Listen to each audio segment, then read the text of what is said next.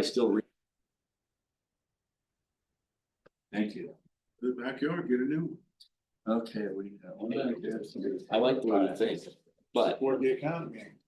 okay, welcome everybody. I'd like to call the meeting to order, and I'll note for the record that all directors are here in attendance. And the first thing we have is a request to go into executive session.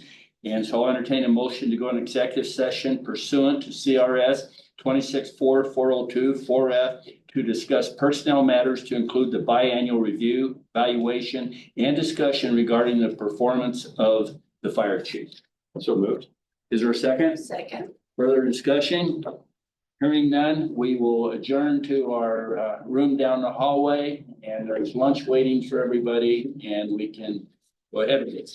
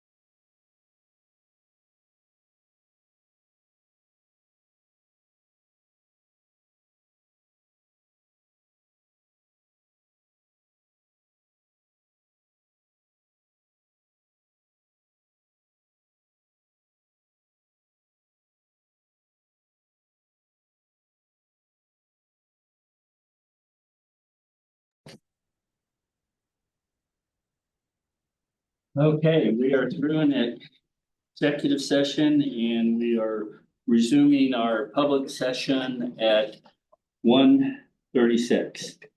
I would like to ask everyone to join me in the pledge of allegiance.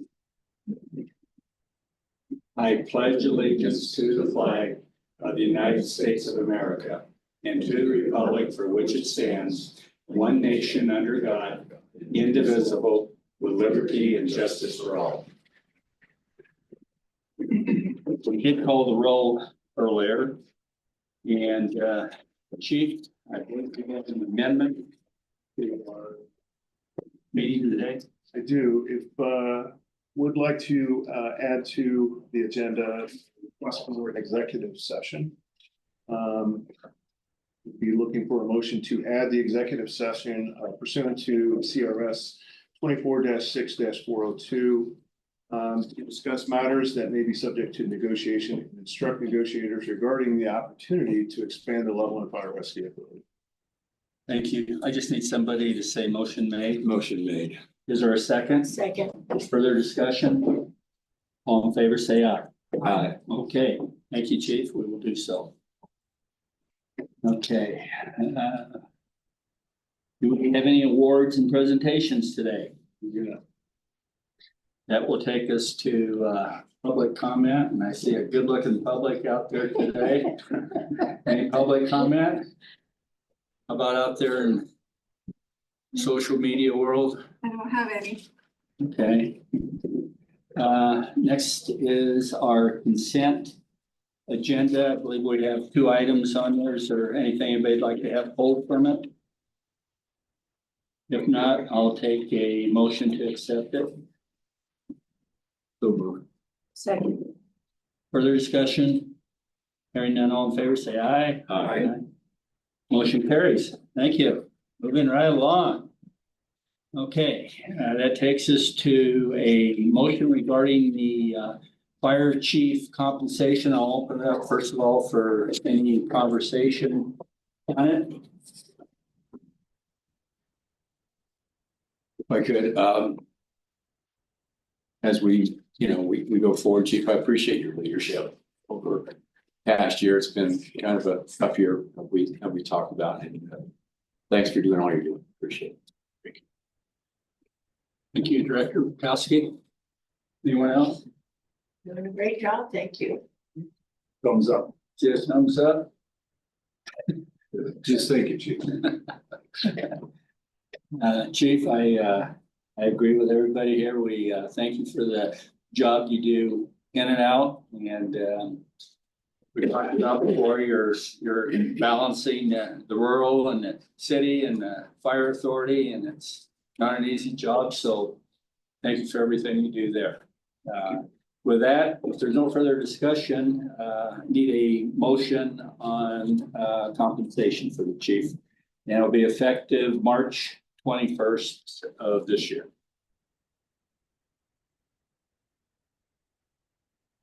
Mayor, If you leave it to me, I'm gonna move for a 6% increase. okay. Motion's been made at 6%. Is there a second? I'll second. Okay, further discussion? Hearing none, all in favor, say aye. Aye. Right, motion carries, chief. Thank you. Hopefully, that'll keep the lights on at your house and keep you employed. Thank you again. Okay, we are fortunate to have a legend among us. Chris Class is going to talk to us about LFRA Consolidated Firefighter Pension Plan. So Chris, come on up. Thank you. Stand up here by the screen if you would, where we can all see you.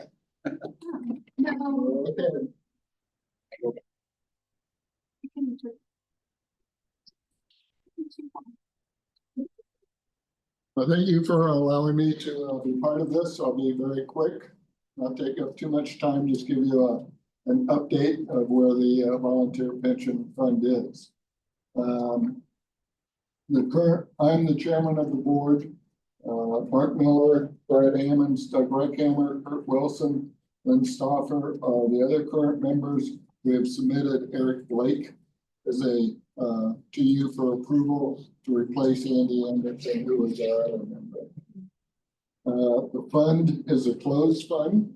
It's, currently 44 firefighters receiving pension, and there's 16 spouses receiving their benefit.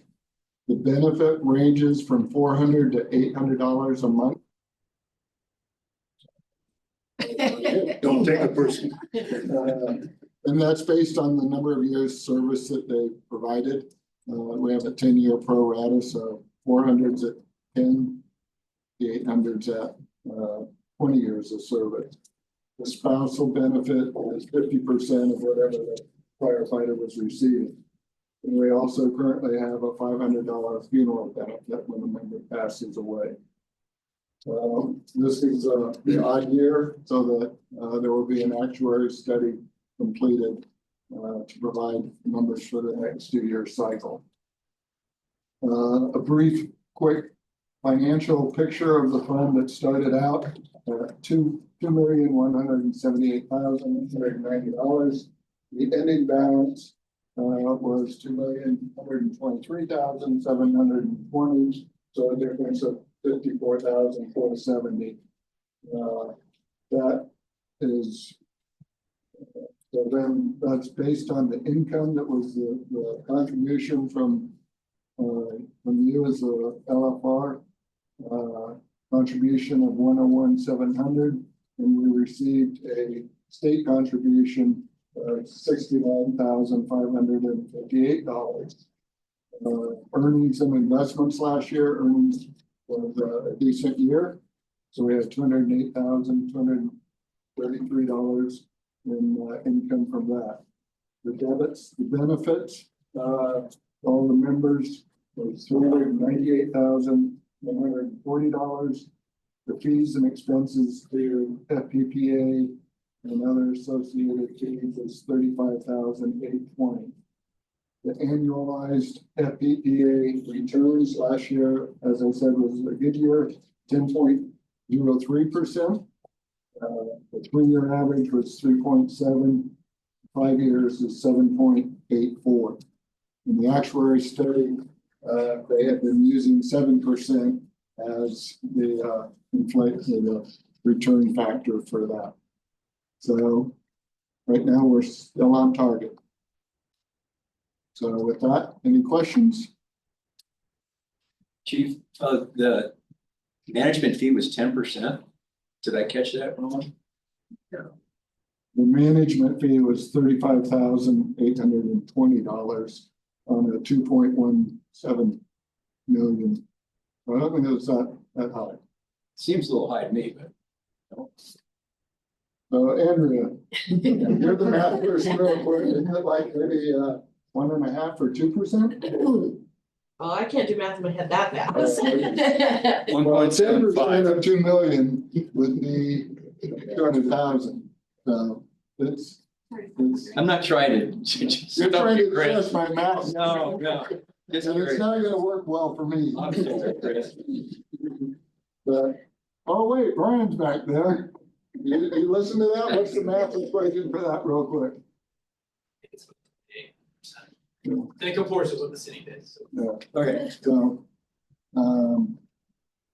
that's kind of where it's at. So I think for that larger fund, it's probably not out of line, but I don't know. That's fine, Chris. I just had to harass you a little bit. Somebody had that. I was trying to make this really quick. Guilty. Well, you did excellent. All right. Any other questions, comments? We appreciate, I did leave one thing out that I thought about, is that our support staff is Cheryl and Andrea for helping us out administratively and doing most of the math. In scheduled increments. Off the cuff and stuff, isn't it? Good to see you, Chris. Thank you. Yeah, thank you.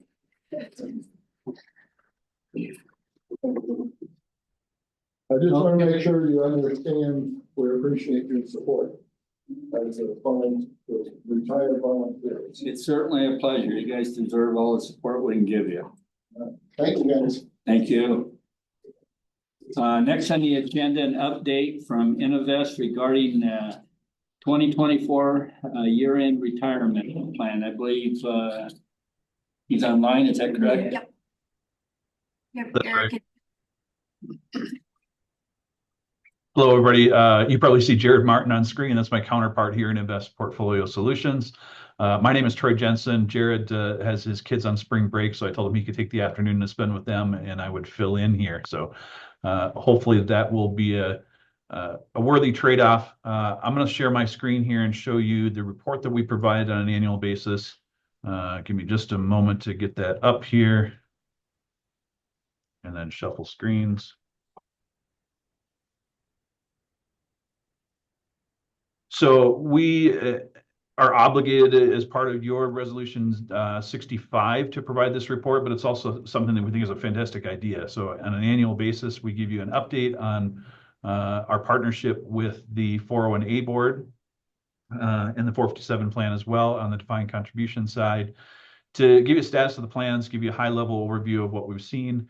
It was certainly a year of significant change in that we transitioned from the old record keeper, which was ICMARC, now known as Mission Square, to nationwide retirement. And I think that's been a overwhelmingly positive change.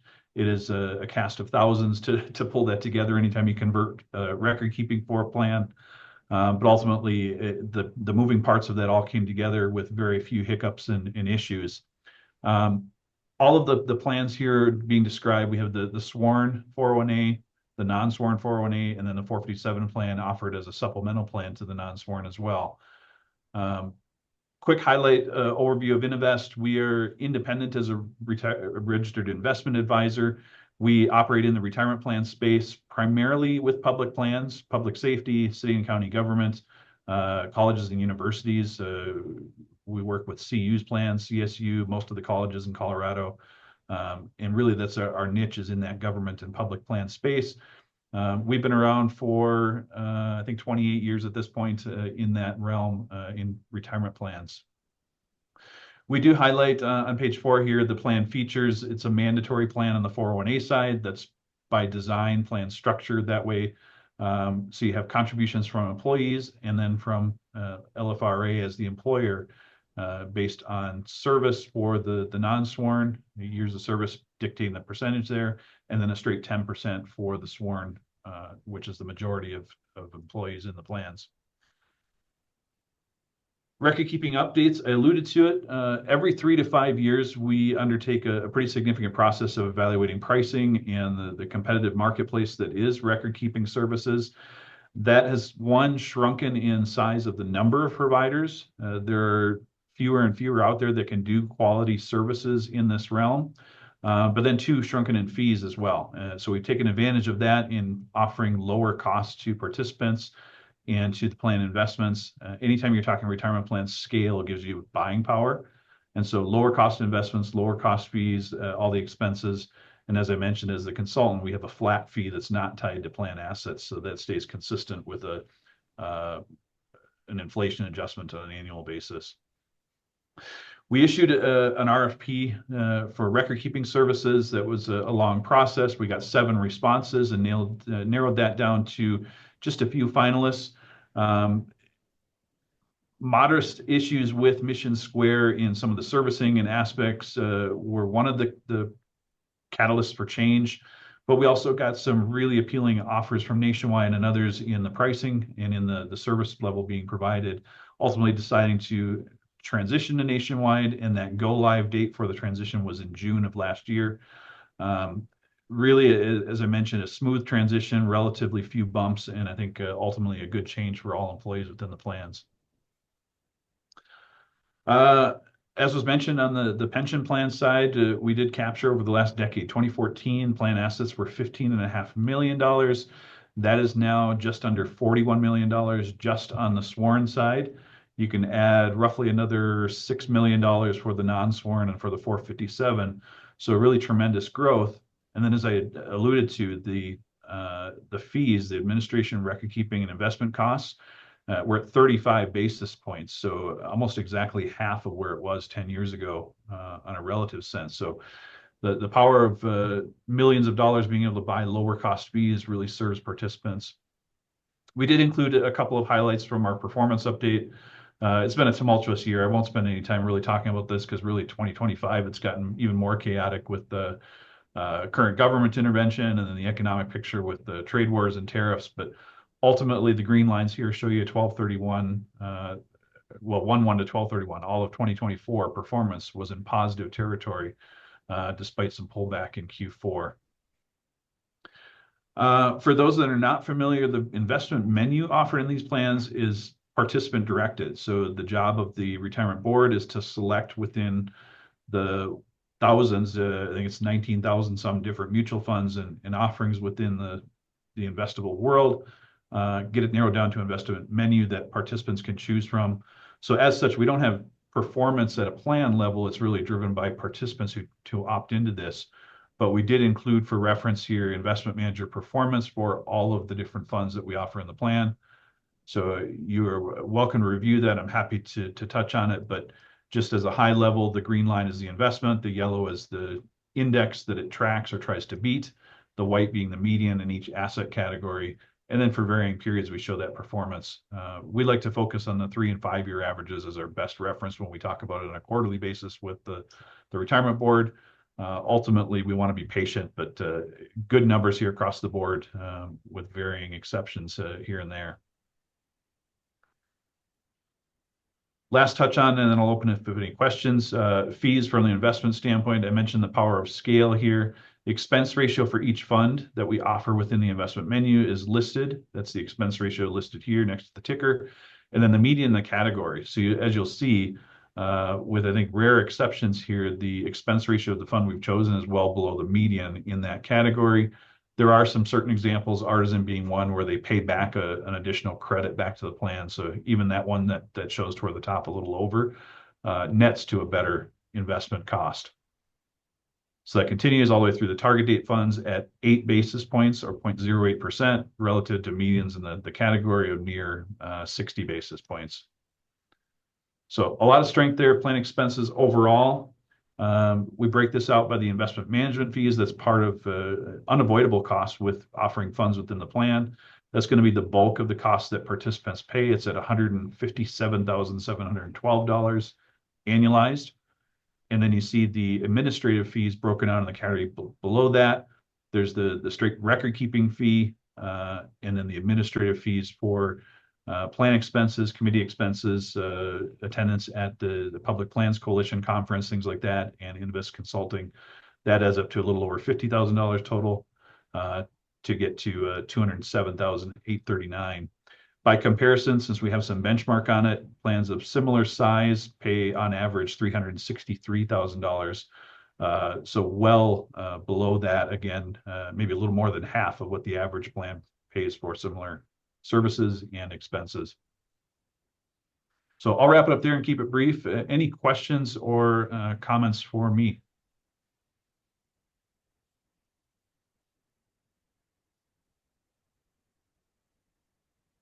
No questions. We're not being asked to take a vote on this, correct? This is informational purposes only.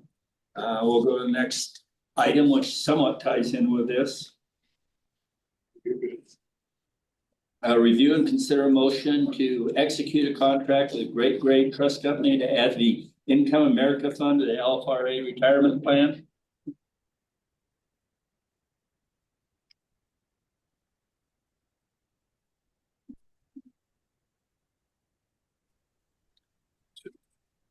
Yes. So, hi, everyone. My name is Eric Linsky. I'm with Nationwide.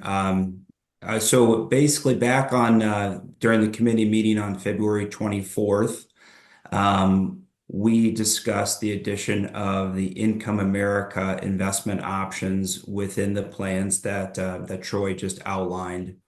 And the committee voted to add those investment options.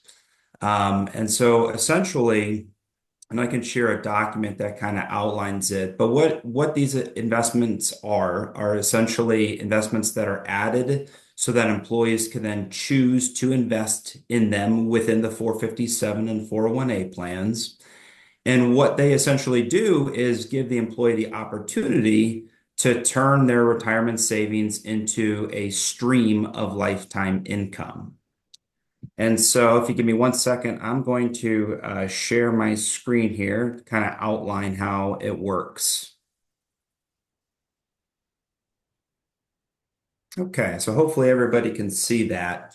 But essentially, these are target date funds. So they take an age-based approach to investing.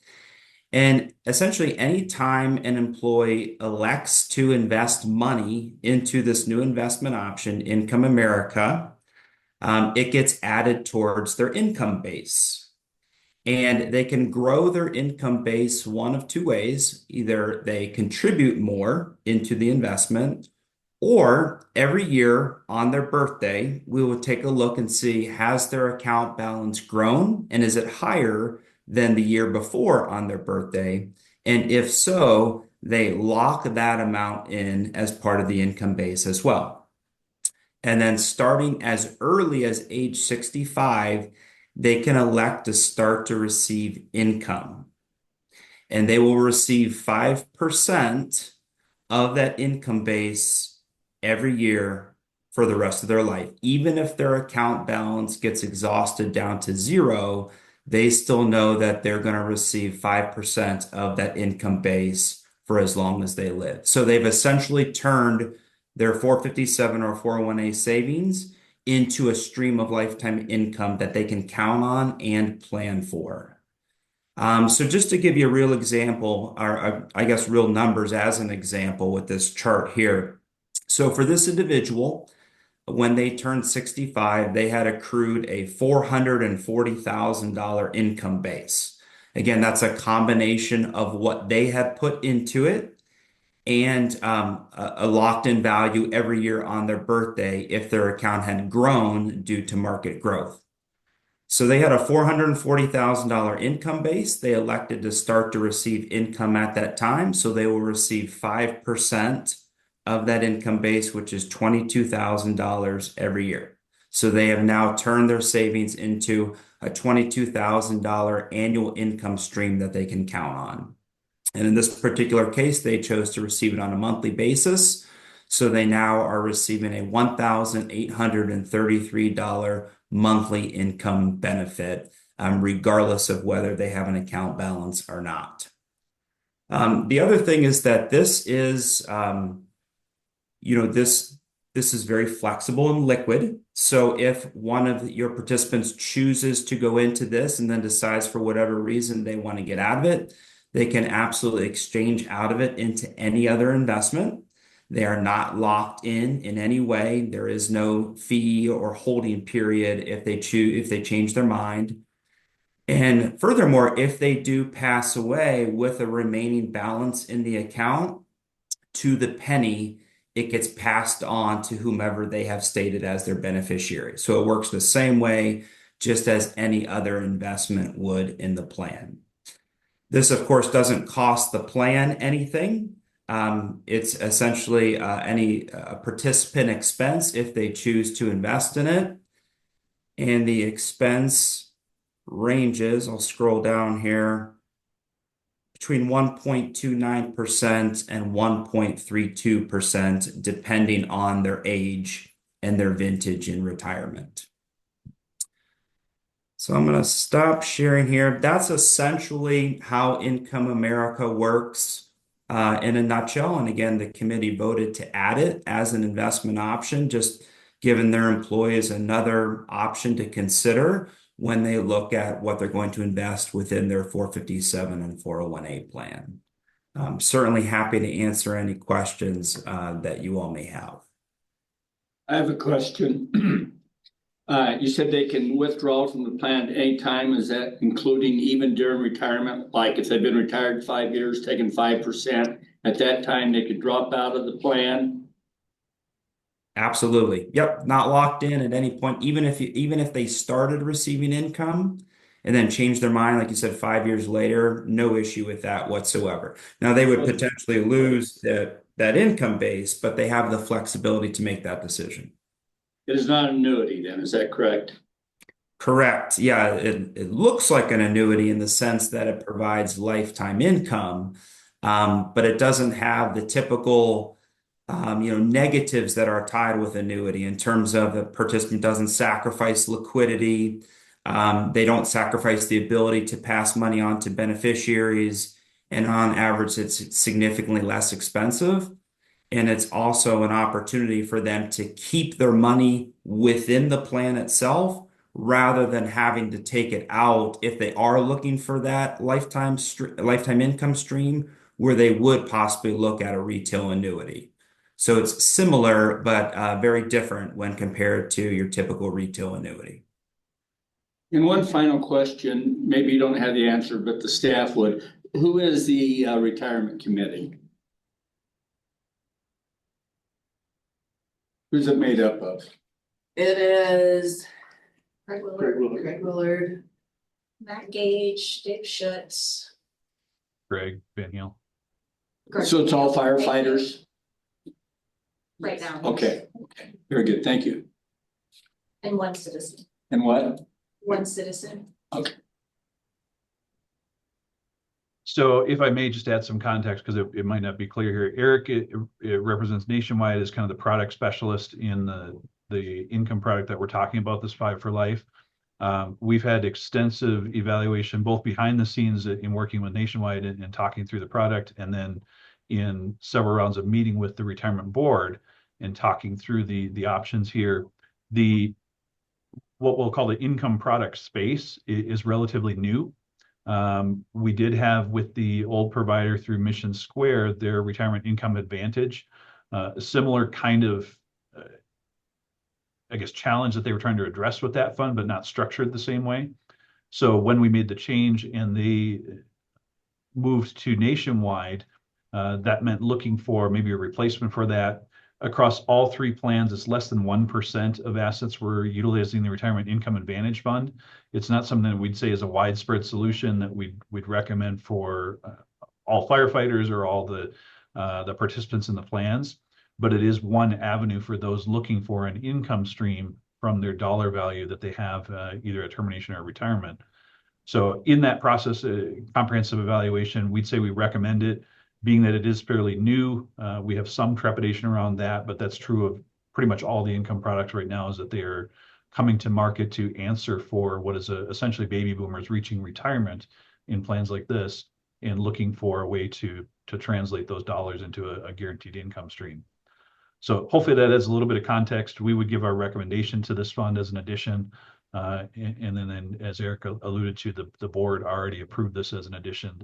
They're looking for that to become a recommendation to this group to approve as a contract with Great Gray, which is the trust company behind it. So a lot there. Did that all make sense, first of all, and any other questions that might have arisen from that? I have a question.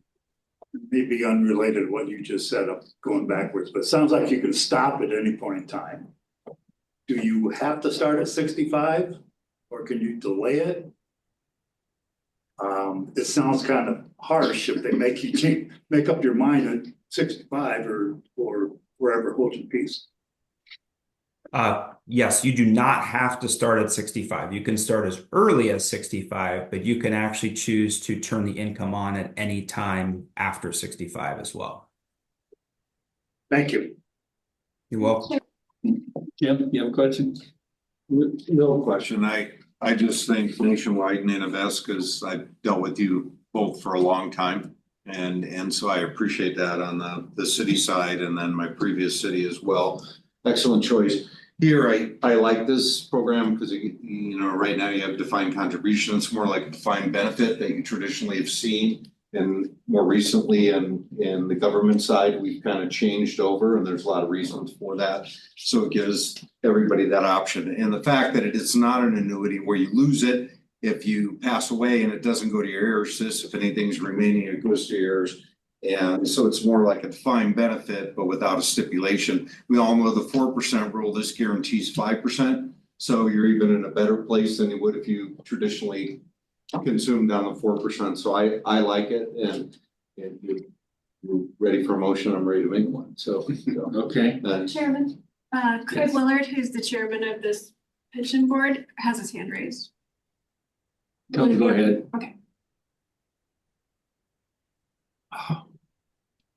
Craig, you can talk. Good afternoon, everybody. I just raised my hand to let you know that I'm here to answer any questions from the retirement committee if that's something that you need or want. And we were in full support of this once it was passed through Innovest, and they recommended it also. So we didn't vote to adopt it. We voted to send it to the board to evaluate and adopt if you feel that it's worthy. Thank you, Lieutenant. Other comments from the board? There's been a motion made, I'll second. and a second. Further conversation? Hearing none, all in favor, say aye. Aye. Motion carries. Jim was the first, right? Jim was the motion. Jim made the motion. I second. Yeah, John. Thank you. Okay. Chief, you're up next. Presentation regarding a regional communication center study.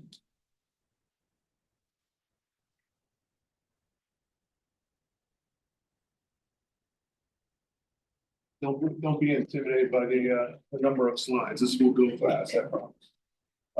I do want to preface, what I'm going to ask of you, with this. This is not a complaint, directed toward the Loveland Emergency Communications Center or any of our staff in any way, shape, or form. What I want you to understand is the why that I'm driving so hard, not knowing what a study will bring. Having come from regional communication centers and participated in those in the past, I thoroughly think that it's where we need to go to set us up for the future. What I'm going to share with you is a couple of details that we have. I'm going to try to share that with you.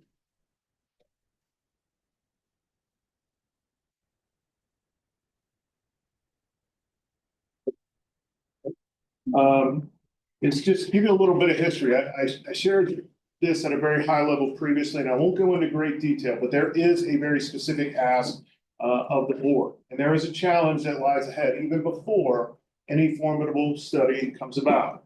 There was a study in 2007. This was done by Geocom out of St. Cloud, Minnesota. Their overall findings were pretty direct. We have 5 PSAPs. In reality, when you look under the LEDA umbrella, there are 6 PSAPs, one of which is Jackson County. That wouldn't come into play with this. Consolidating those 5. Now, what I'm not advocating for is bring them all together and not have some form of redundancy. Whatever we do, we would have a form of redundancy. So ultimately, there could eventually be 2 PSAPs versus 5.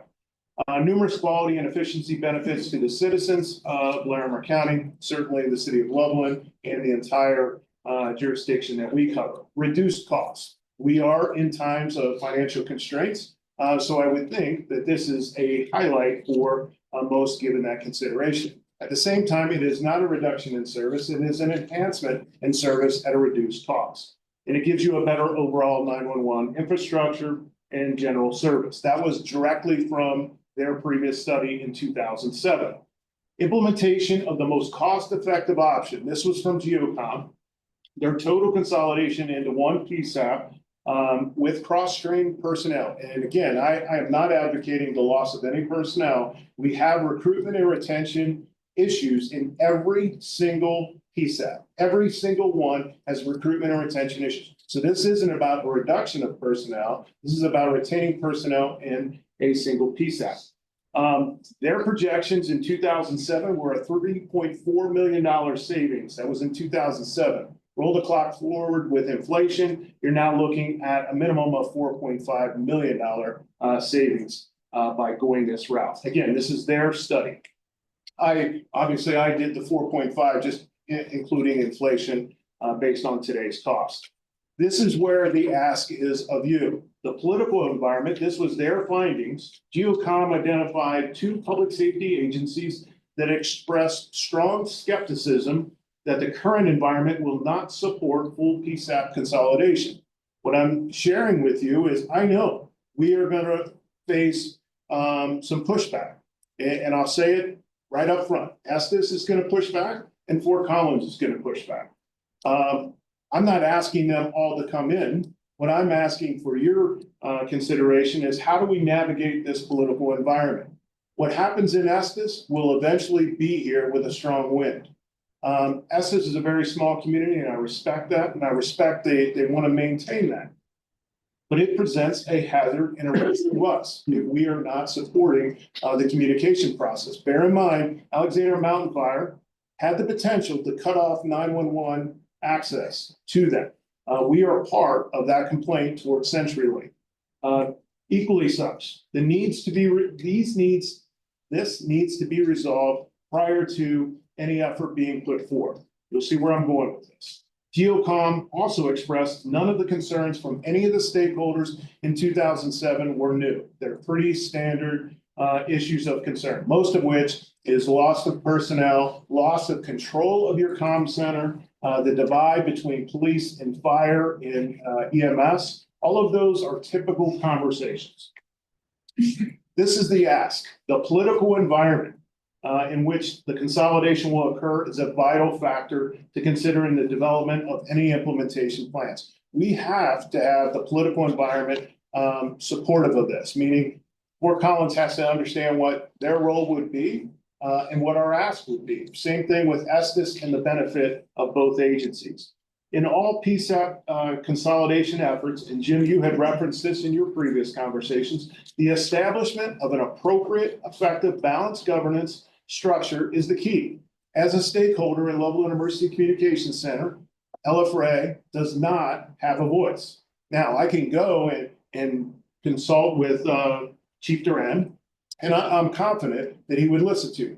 But my point is we are a stakeholder. We should be part of a board and have an equal vote, just as any other stakeholder would. We do not have that in our current structure. Now, that's not my push to go in a different direction, but that's what would need to be set up in transitioning to a regionalized center.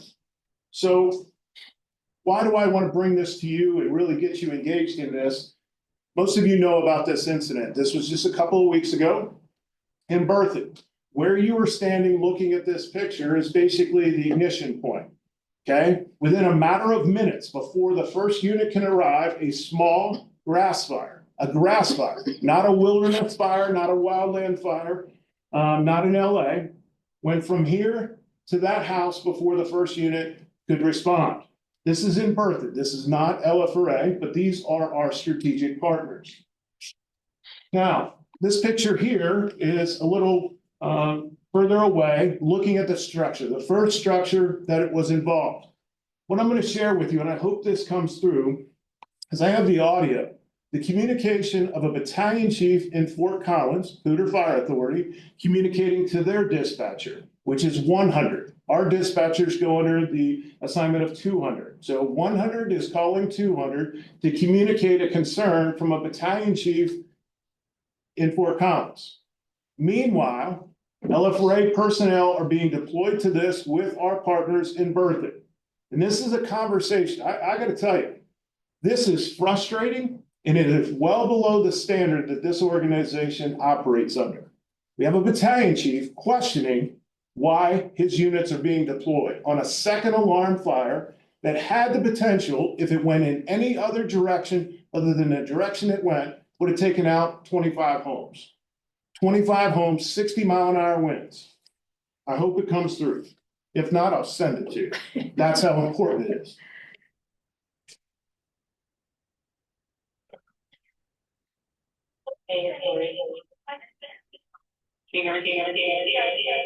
Oh, sorry, it was really fine. So just a heads up, our brush list was pulled for that auto.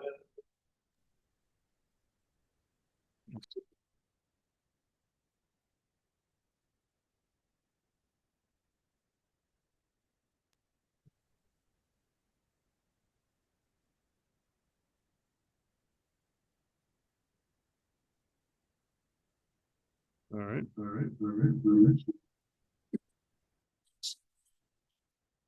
Today is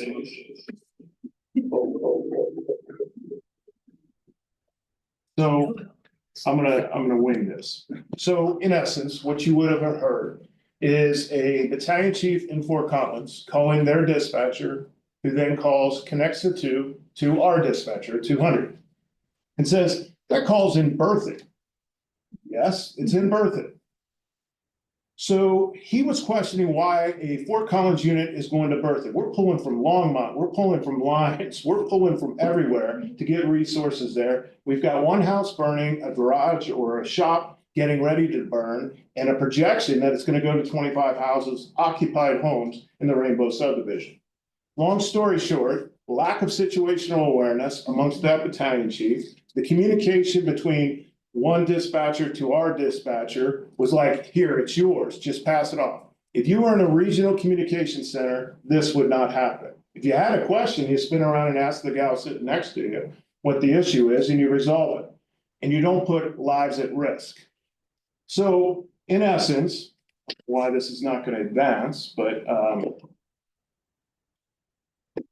this is the driving factor. And you have to hear this. And I guess I am. I'm very frustrated with this battalion chief, and Chief Smith is addressing this from an LFRA perspective. PFA was embarrassed by this, but this is the reality of having broken communication system or multiple PSAPs across the county. This is the importance of what we've got to fix. We have a unique opportunity here to fix this, not only for us, but for all residents that we serve. So let me stop there and just try to get this thing to advance. I'm not sure. I can't even escape at this point. There we go. I think I got it. So I'll just go through this, just showing you the audio would be playing because this is what our firefighters are experiencing. Meanwhile, all of this is going on in the background and we're seeking additional support. So you can see typically when a fire burns, smoke goes up. You don't see the smoke going up. The smoke is going in a northeasterly path, which is directly in line with the Rainbow subdivision. Again, smoke is not going up. This is not the time to question a dispatch. It's simply to dispatch and get the resources coming. Chief, may I ask a quick question? Yes. How often do you, and this goes to Chief Smith as well, how often do you experience these kinds of communication issues? Obviously, this is a really bad one, but is this common? Let me say this first. First of all, this is not a 200 or leveling issue. No, I get that. Okay. You understand my question, all right? Common may not be the right word, but frequent. Okay.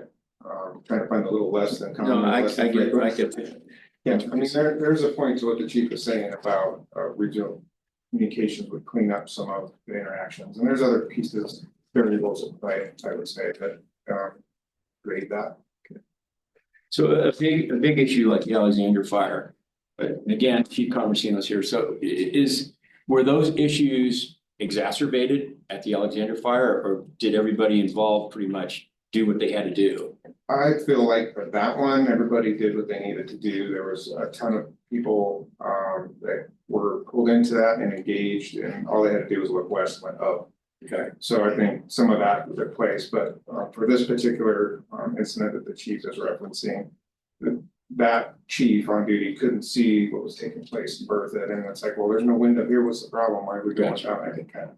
Yeah, and I'm not questioning the theory. I'm just these are questions we're going to get asked. That's why I have to ask the question, right? Thanks, Tim. These are the kind of case studies that need to surface, not to blame an individual or to frown upon a specific battalion chief, but it happened.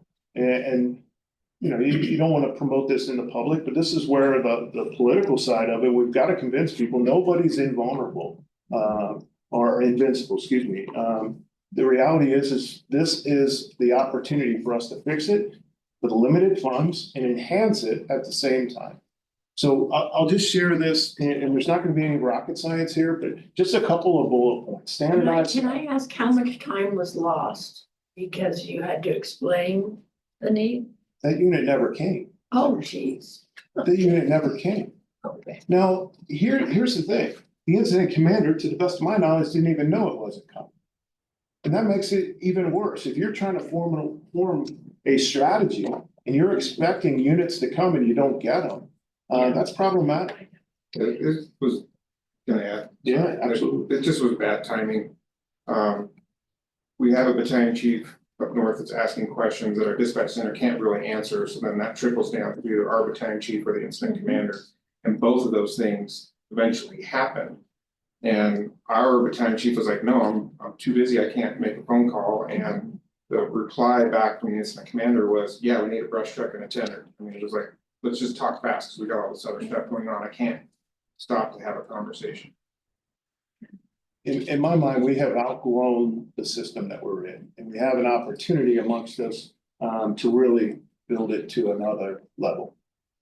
Standardizing protocols that creates uniformity. When you standardize, you create better manageability, you create better accountability across the board. On the emergency scene, that's absolutely critical because all of those things lead to predictability. What people at the right and the left hand are now predictable in their action. Better resource allocations. A prime example, we were calling for resources from a large geographical area to include far north, far south. This is better resource allocation. Quicker call processing time because you are doing a dedicated task, the call processing time, and that's from the time you call 911 to the time the first unit is responding. We want to reduce that time down as much as we possibly can, as opposed to advocating that firefighters get in the apparatus and just floor it. That's not the way you make up time. Enhanced mutual aid. This basically makes a seamless process. And we do this incredibly well on a daily basis, but this is just another opportunity for enhancement. This is the big one for me, enhanced technology, training and technology. When you say you have limited financial means, but you are working in a high-tech world, meaning communications, we need as much money as we can to invest in this. So instead of dispersing it to 5 PSAPs, you reduce it down to 2, your money goes a lot further. And your technology stay with the state of, or the highest technology available for a longer period of time. State-of-the-art technology, as I stated, and then obviously improved responder safety is a key component. Last 3, cost savings, reduced duplication of resources. That's the most notable. All of these venues are asking for new consoles. So what I've shared with you in the past, there was a 911 surcharge basically imposed. They increased that so they could basically have some financial means. There is an ask of $6 million to update consoles, and that's across all the PSAPs. The problem is number one, we don't staff all those consoles. So we're going to update consoles that we don't even staff because we don't have the personnel. And it's unnecessary. If we have 2 PSAPs and we bring them up to the highest technology level, again, your money goes a lot further. Shared infrastructure.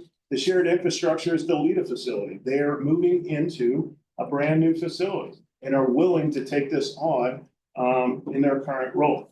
And then the economies of scale. Larger scale operations can negotiate better contracts. So now we're serving a larger swath of the community out of a single entity or single venue. Other benefits alleviates our staffing issue. Jim, I know you were there. Mayor, you were there. Mayor Pro Tem, you were there at the police board's banquet, which was a great presentation. A young lady received, one of our dispatchers, received proper recognition for outstanding work during the aircraft incident on Palisade Mountain.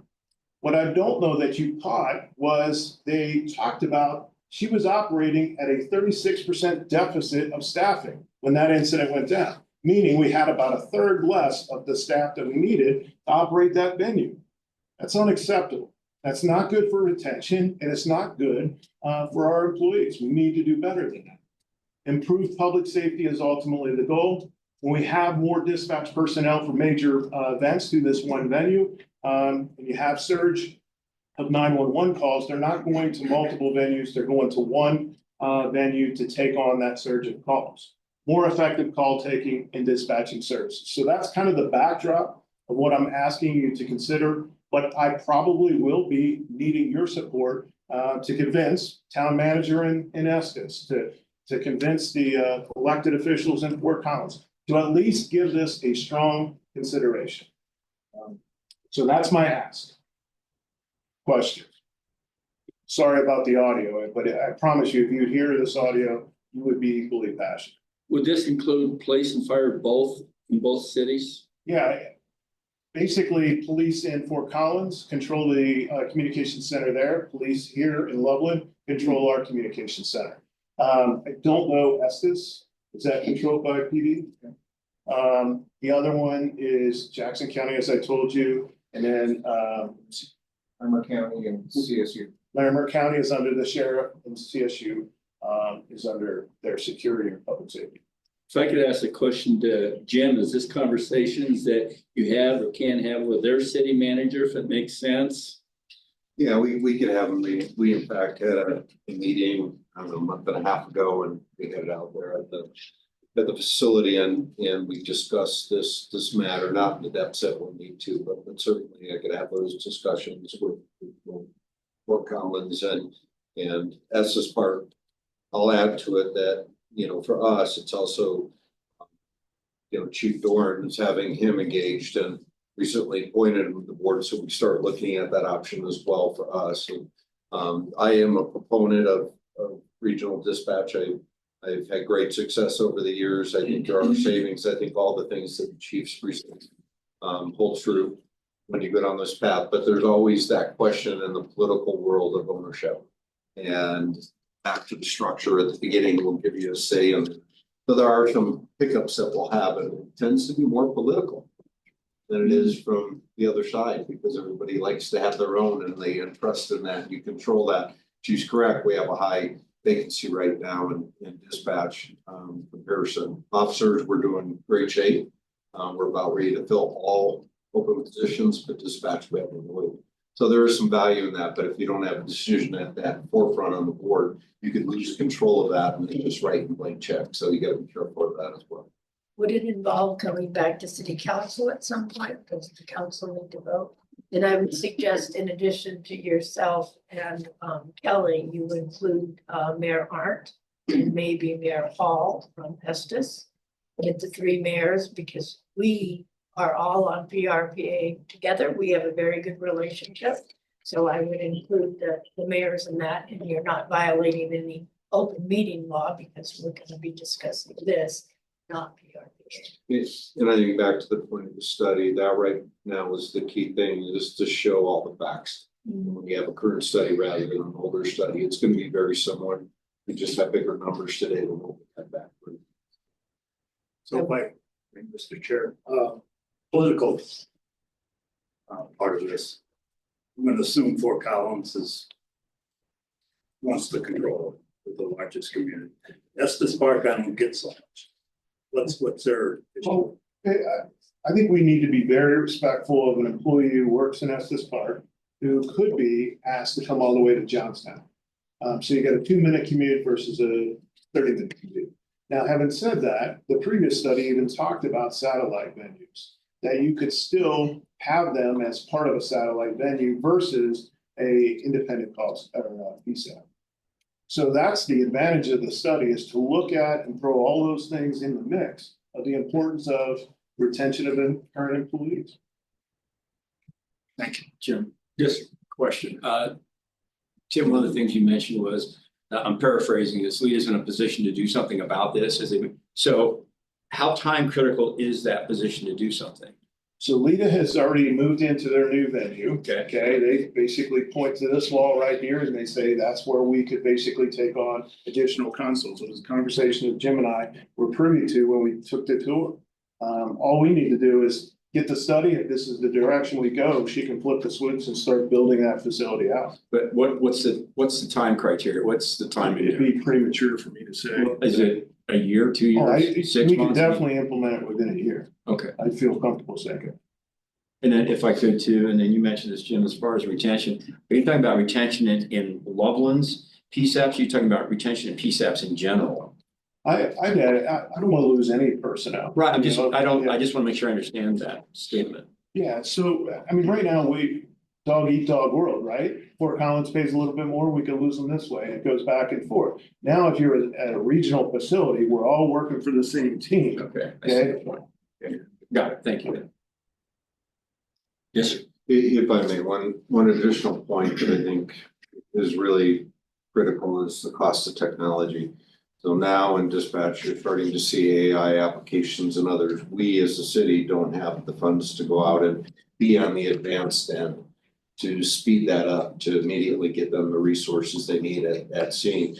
Whereas if you have the complexities of what we just experienced in Berthoud and stuff isn't, by having that regional thing, it's all units, there are really no boundaries. We have a major event, you send the units that are closest to respond to that event, and you have the mutual aid agreements in place and everything else. So there's a lot that you gain by this, but for me, that technology cost is going to be massive into the future. And if it could be a shared basis where we don't have a lot of duplication, or we have different vendors that they won't talk to each other well and all that, there's such great advantages, not to go in the depths of this, but today's world much different than it was 5 years ago, and 5 years from now, it's gonna be much different.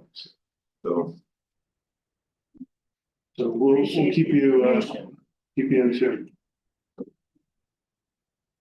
So what are the next steps? Are you gonna get a quote or bids? Yeah, so I guess I should have went down that path. So first week of April, we will formulate kind of a working group to set the boundaries for whether it's an RFP, what was the other one that you had, RFQ, to basically set the boundaries for that. So that's what I've asked is let's do an RFP. That was my request. An RFP, there's no expense to that other than putting that together. But this group would set the boundaries. Some of those hiccups that we perceive will come out. You know, somebody will put up a boundary that we're gonna have to talk about. But the point is, get that RFP. Once we get that back, know what the overall cost would be for a study. The next challenge will be who's gonna pay for it. And the reality is depending on what it is, LEDA either has the money or they don't, and then we'll have to go to the different stakeholders, which there are a number of stakeholders, 30+ stakeholders within LEDA that could chip into that process. But it's not a heavy financial lift for this study. We just don't know what we don't know without the study. So we've been talking about it. I want to get down the road. If I didn't know you better, I would say you staged up this fire to prove your point, which is maybe don't know me. So I just my question is based on I want to get it going. Yeah, the important thing for me is to have you informed because as Jim did, you engage with the other elected officials and it could be just a casual conversation to put it on the radar screen. I don't know how many fire chiefs are putting it on the radar screen. And I think it's important that if you have that conversation, you're prepping them, not swaying their vote, but just calling attention to the need. To dovetail on what John just asked you, so I guess I'm a bit confused too. It's like having these casual conversations is fine, but if you need to get stakeholders, whether it be Fort Collins, Estes Park, or whomever involved in this, how do you see yourself going down the road to selling the fact that we need an RFP, whatever it might be? And do you have a game plan for that? Yeah, it's all directed through LEDA right now. Okay. So LEDA is kind of leading the charge. We will have a working group of stakeholders that create the RFP, send it out, see what comes back. Okay, so the stakeholders have agreed to this then, in principle? Yeah, I just don't know what the barriers or boundaries. Right, well, I get that part, Tim, but I'm just saying, in essence, they've agreed, yeah, let's do this. Yeah. Okay, cool, I did. I don't know what's gonna happen. I get it. They may hang me out to dry, but you know what, I'm gonna put it out there. Cool. Good job. Sounds great. Let's save money and save lives. Okay, Chief, you're up again. All right, again, a lot of slides, but this has no audio, so it should work. So I hope it does. All right, so we shared some things during during my review process. You know, the budget's tight. I respect that both here and within the city. We have talked about what we reduced or gave back was $750,000. And I have been basically quiet on the fact of how it is affecting this organization. And my objective to the troops and what I've shared to the troops and all my station visits and interactions is my goal is not to affect them on the street. Everything that we are doing administratively is to keep them working on the street and not to compromise our service. What I'm going to share with you is some critical staffing issues. Okay, and this isn't a plea, this is to educate you, because I have a very distinct lesson out there in the fire service. There was an LA fire chief who was recently dismissed, who was supposedly did not educate, which I disagree with, but you are going to be educated today as to our current situation. So,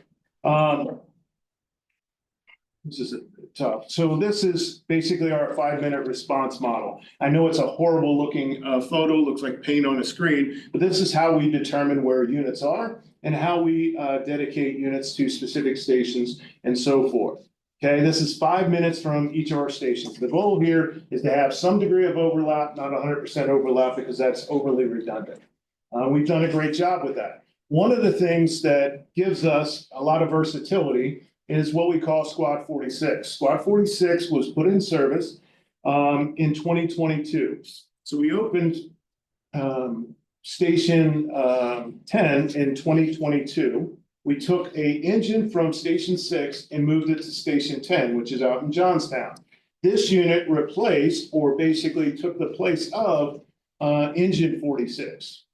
Now, what happened there is we have the tower, our largest, most expensive unit is at Station 6, and now this unit is there.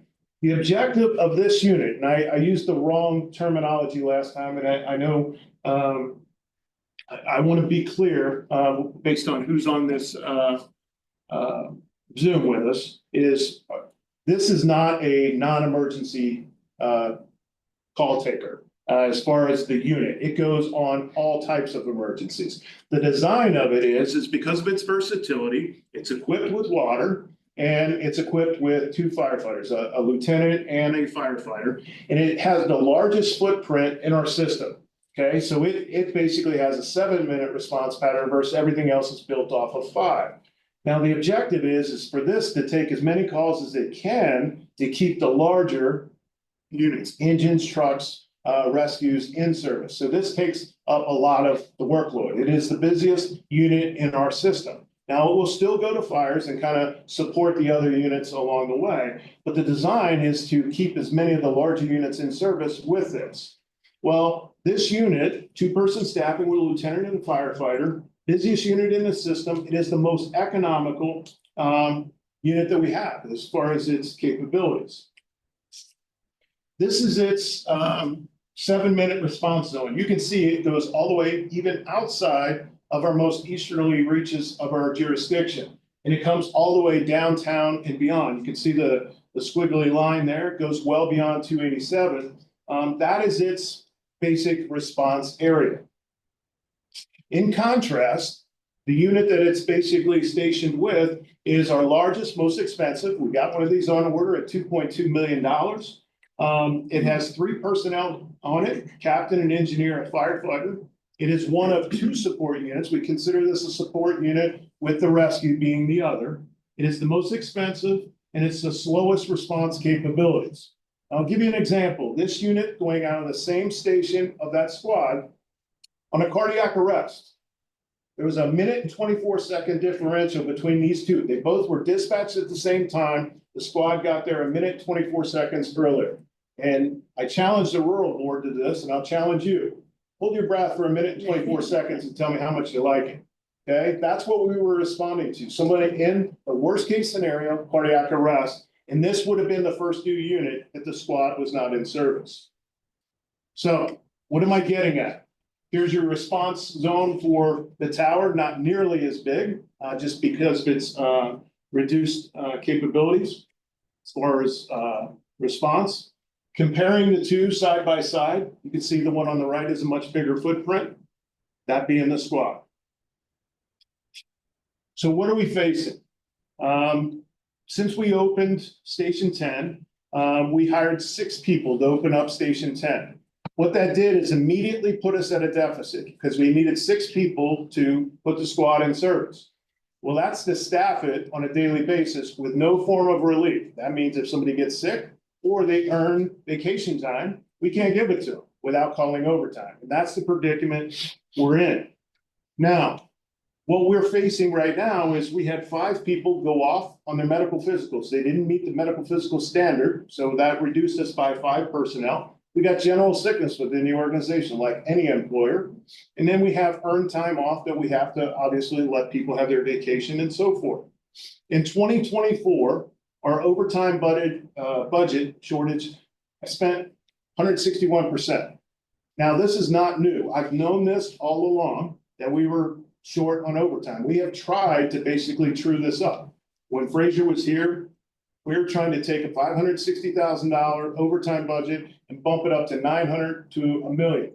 Okay, because we felt like with the 100+ employees that we have, we could manage that. We have not succeeded in doing that. In fact, our overtime budget has gone like this. What we requested was 3 rovers at the lieutenant level and 3 engineers. That's 1 position in each of those capacities. 1 lieutenant per shift, 1 engineer per shift. That's all we're looking for. Right now, the way we're getting by is using rural funds. The only way that I can get by is using rural funds. So if you recall, the rural gave us 15 positions, not 13, 15 positions. That is not a single contribution from the city in any way, shape, or form. That is 100% funded by the rural at $2.1 million. Those funds I'm using to fill seats to basically make sure that we can maintain the service level that we currently have. What does it look like on paper? This was January.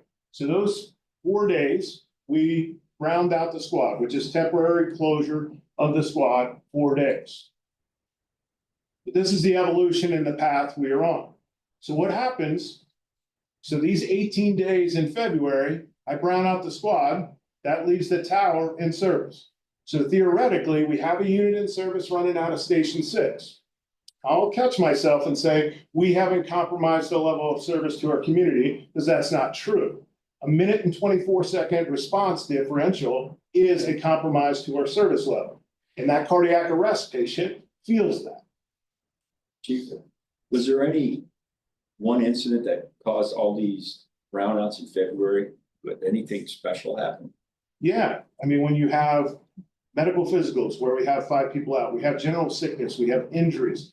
So but there wasn't one specific incident. No, because I mean, you're talking what, 4 times the brownouts? I don't know, just doing the math in my head.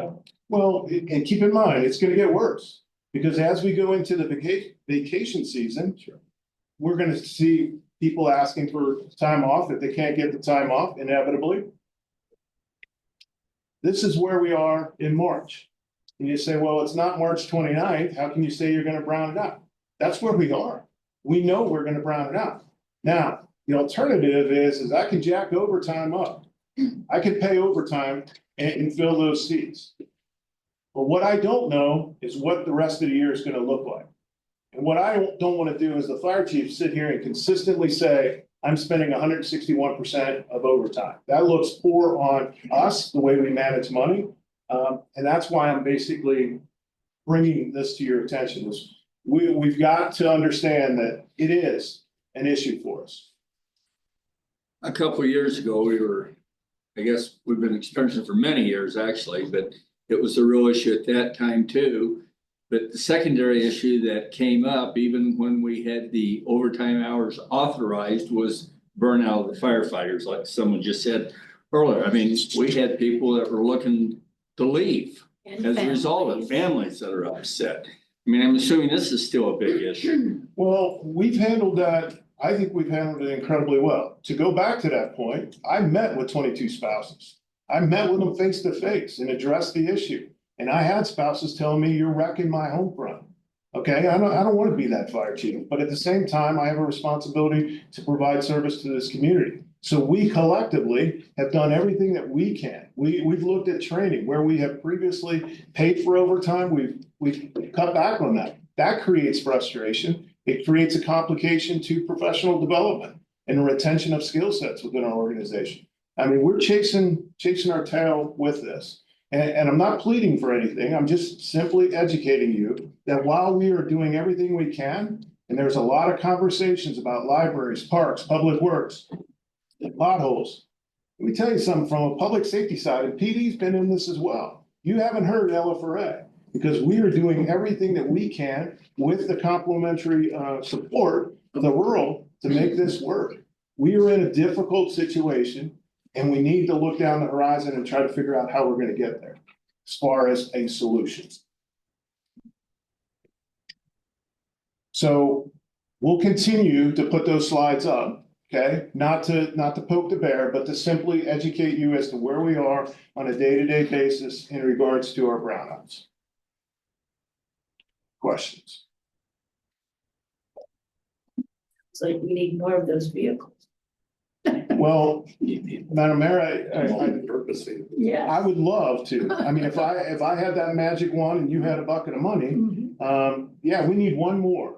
If we put one down here and one out there, we feel like those 2 units could cover the vast majority of our response area and maintain all those other units in service for a higher probability. Better response time. Yeah. Can I ask a question, Chief? I'm not sure if this relates to anything, but on the tower. Yeah. That's specialized equipment, right? Yeah. Which means you probably have less number of people that can man that have the skills. Is that typical, I guess, is that part of the problem? There are specialty skill sets on both the rescue and the tower, but most of our folks can intermingle with that. When it comes to the special operations, technical rescues and so forth, obviously that pool kind of trickles down a little bit. Okay. All right. Thank you. You want to say anything? I mean, to answer that a little bit deeper, the driver for that is more particular. The other seats we can gather from other parts within the organization. The driver for that is very specific. Can I add a little bit more? Absolutely. The browning out is really hard for us. It's our minimum staffing that we set for years, especially rolling into opening our station 10, was we're going to move to 27 minimum staffing. Should have been 28 because you think about a 3-person crew, but we said, no, we're going to start with the squad, dropped it down to 27. And now because of this overtime problem that we're trying to solve, now we're back to 25. And it bothers a lot of us, it really does.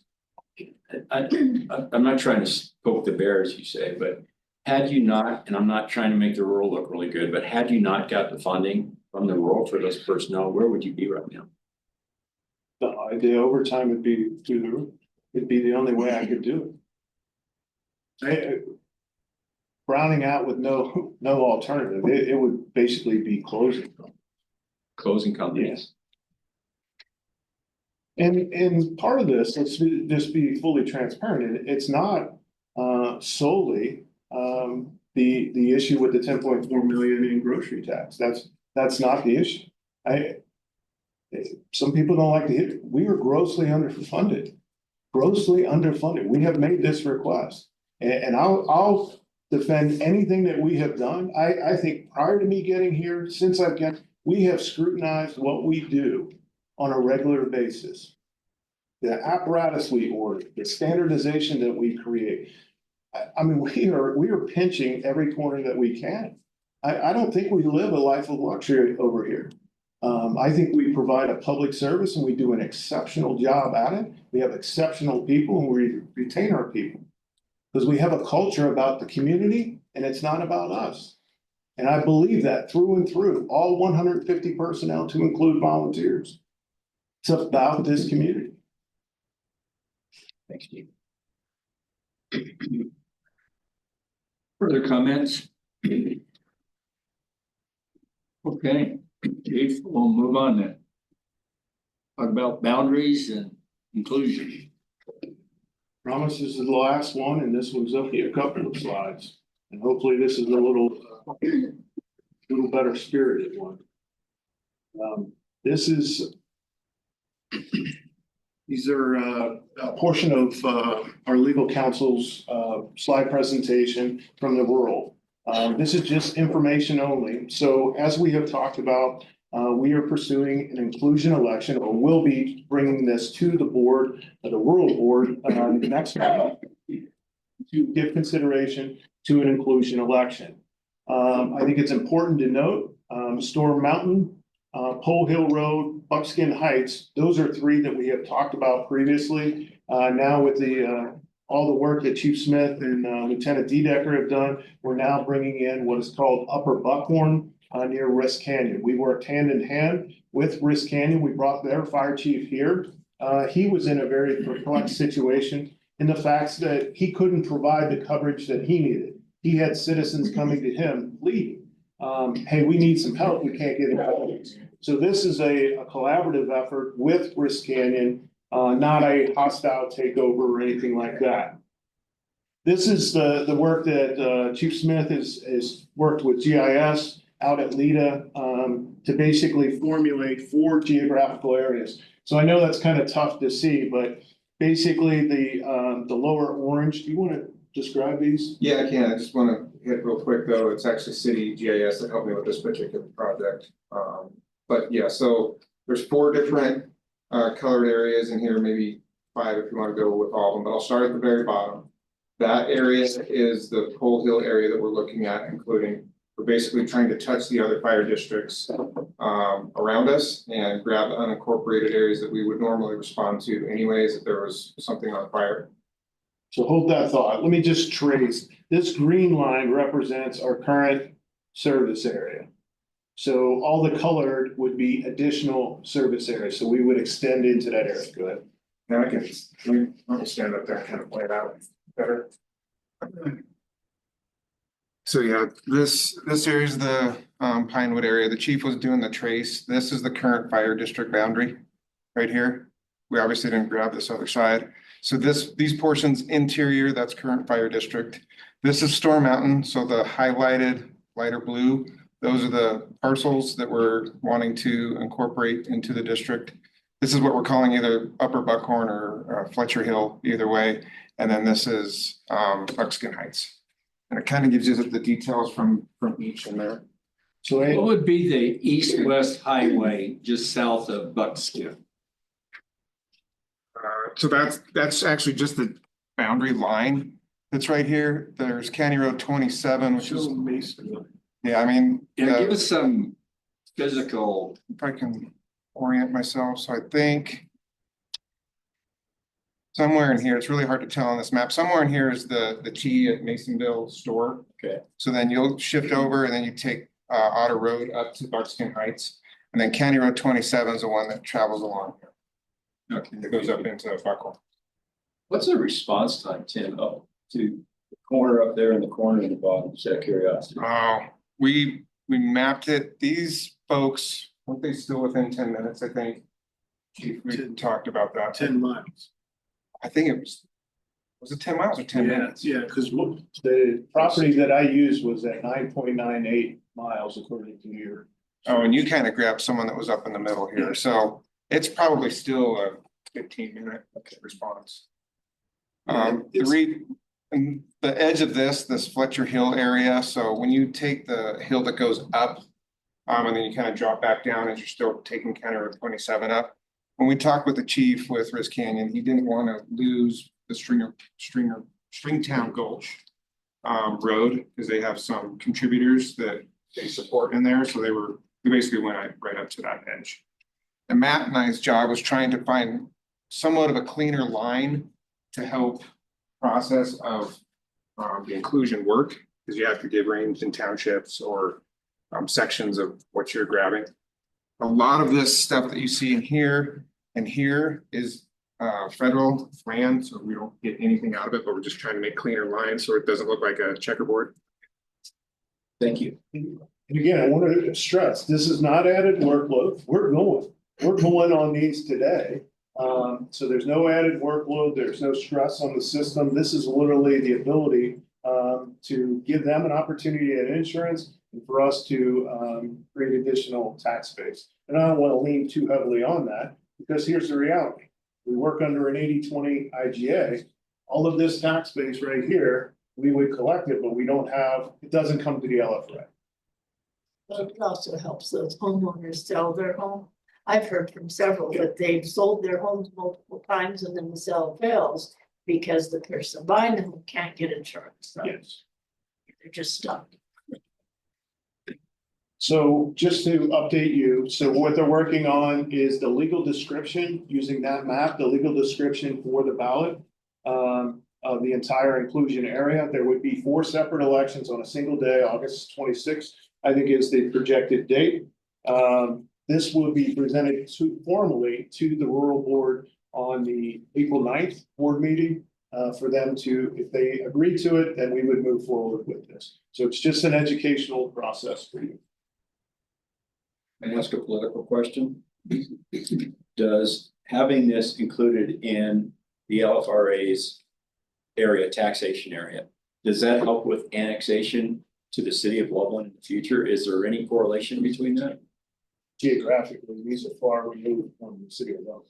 But I'm just saying, in the future, right, we gotta start looking at that, because we haven't done a very good job in the past. Does this kind of thing help?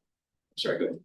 Well, and it's right along that line. It's the one map I'd like to see if we can have one is where all the city's growth boundaries are in comparison. Because right now we have our city limits, but we have our growth boundaries.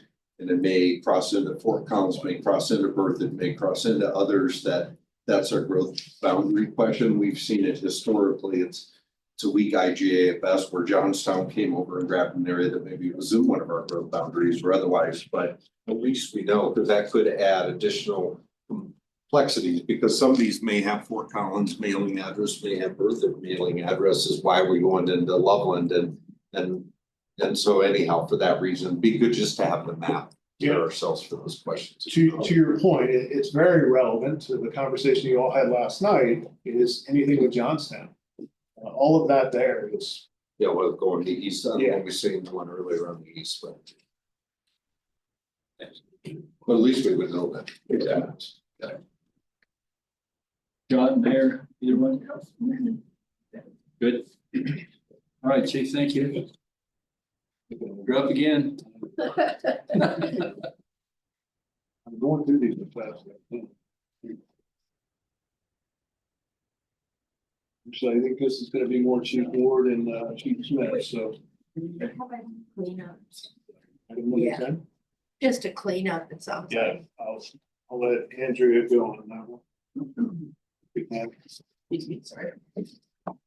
Just on the agreement that we had last month, there was just one area where the numbers were different and not updated, so it's just a clean up. Yeah. Is there anything we need to vote on, or Yes. just? Yes. Okay. All right.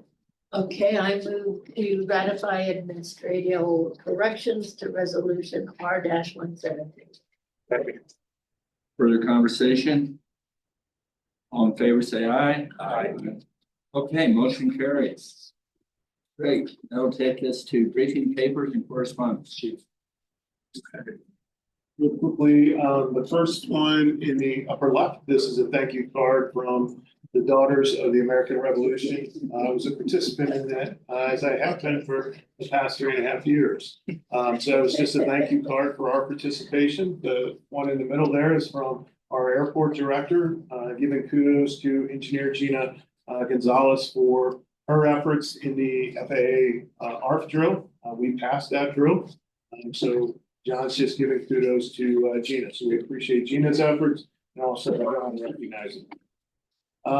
You may have seen this in the Reporter Herald. We got a little heads up that we were going to be in the Reporter Herald, but this is something we have supported greatly, myself and members of staff who participated in Kids Pack, but they featured us in Thompson Valley on their most recent ad in the paper. Thank you, Mayor and members of council for the proclamation for the Heart Safe City. You see January there, Chief Charles there, Chief Robinson there as well as our partners with Berthoud and Thompson. The last one here is our efforts. I think we won. The scoreboard had a little bit of a glitch, but we participated in the Special Olympics. Happens every year, though. Yeah, I think they had a ringer, but no, it was a fun process. I didn't demonstrate the best skills, but it was a good game. So this is one of our own, Lieutenant Alex Klinger, being recognized at the Eagles game. So I'll play this. We'll see if this audio works.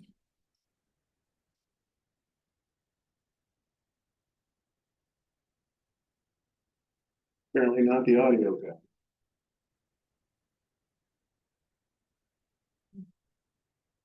So Chief Ward, am I correct? This was played at the, on the Jumbotron at the game.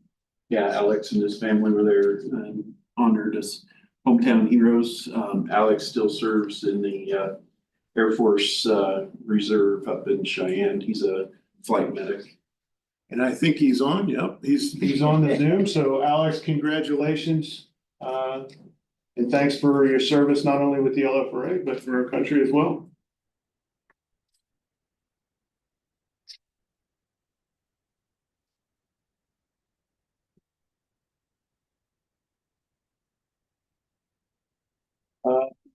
I will let Chief Smith do the grants. Do you want to do the grants? Yes, really hard to read. So The first one, 1.3 million there. yeah, hazard mitigation grant program. We formally submitted that to the state on Friday. Now we're in the waiting period to see where that goes. It was a lot of work, but the state also uses a firm to help you produce the correct and formatted documents that the feds or the FEMA wants to see. We did hear that, yeah, it's part of the group that's on hold, but everything's still moving forward until we're told otherwise. That's a, $1.3 million grant for specific mitigation work that we are basically within about a 5 to 6 mile ring around the Alexander Mountain area. And then I'll take the CWDG, that's the protecting the gateway to the Rockies. Says 10 million, it's 9.8 million. That was submitted by Josh from Laramie County, but on our behalf. So we are a direct participant in that process. Jim, I've got a question, and as Jim actually brought this up earlier. So I know you guys, your staff, other people in the organization will try and get the grants, write the proposals or the grant documents. I once heard there was a consulting group that will do that. Is there such a thing? Yeah. Is it worth doing? You know, I can speak, I've had a lot of interaction with them from the SAFER and the AFG. Those are very specific grants. And they have been successful. I mean, obviously there's a percentage that they receive in that process.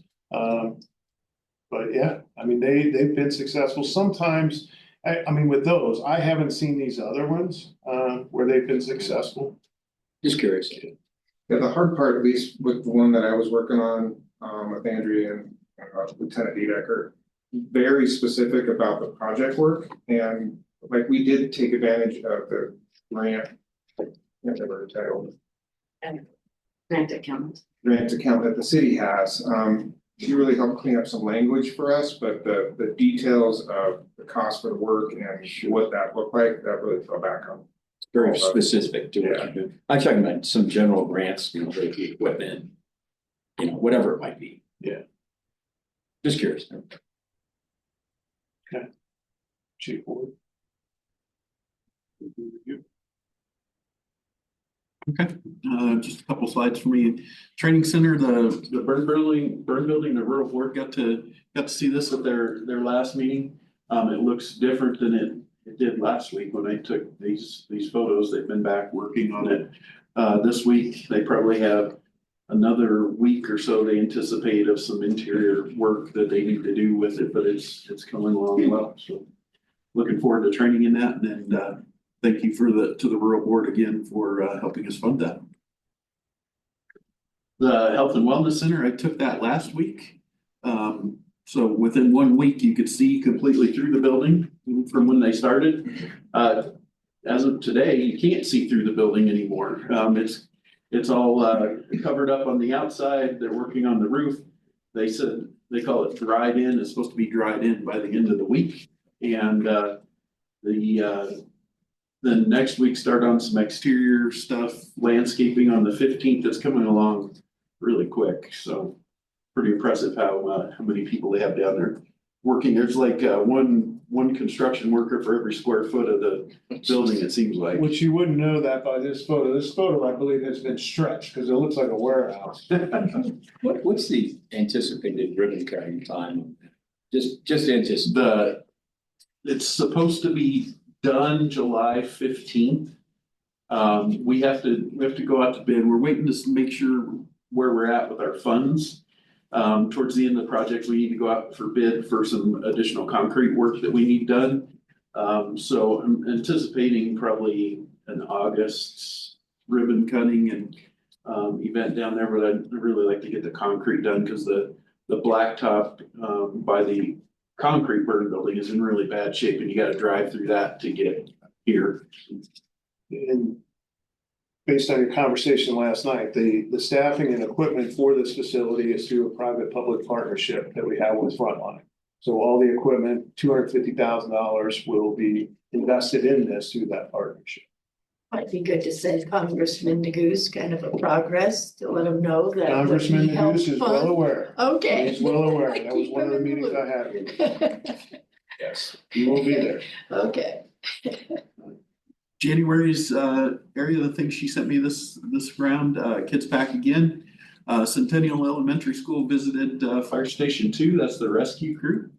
And then an 8th grade career fair at the Thompson Career Center. We had a booth side by side with Thompson Valley and it was really successful. Our crews enjoyed being there.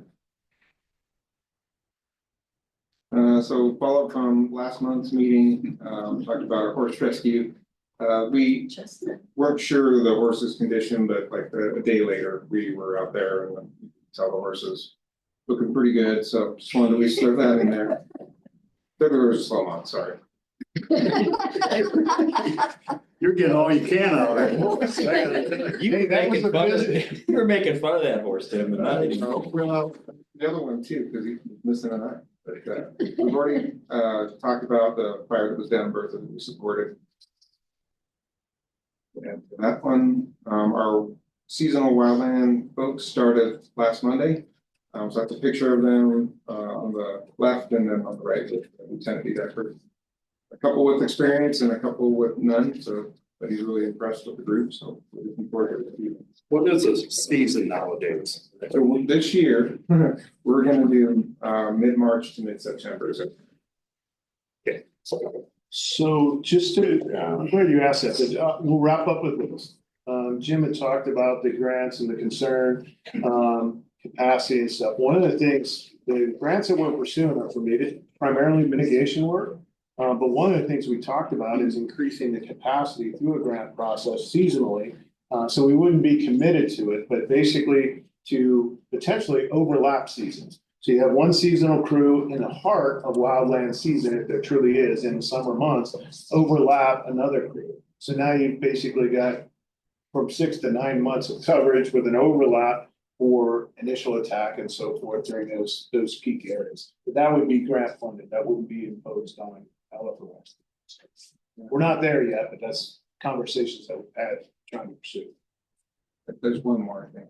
Sorry, squeezed in this morning. So yesterday we did a standby at the Carter Lake for a film production crew. They were filming the scene, and we had this first time we ever got that type of request. So it was kind of unique. So I just wanted to at least throw that in there. The actors are on the boat and not wearing life vests or anything, and this is a full union shop, is the way it was described to me. And so they wanted to stand by and we provided it. How much did we charge them? There's fees. Yeah, basically we're not making money. We're trying to cover our costs.